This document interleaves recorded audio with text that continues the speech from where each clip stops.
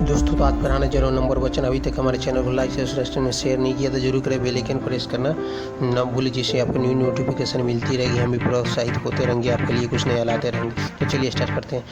Number, there are two kinds of number, for example one singular number, एक वचन, plural number बहुवचन। Singular number it indicate one thing और person, for example one pen. Plural number it indicate more than one thing, for example two pens. Note नियम, singular number में S ES का plural number बनाते हैं। जैसे singular number एक वचन cats girl cap, इसमें एस लगा दिए, कैट्स गर्ल कैप्स हो गए।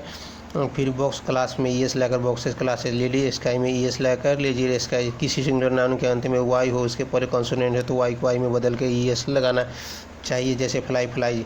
नियम फॉर, अगर किसी सिंगुलर नाउन के अंत में एफ हो तो एफ को वी में बदल के ईएस लगाना। जैसे वाईफाई एप्स।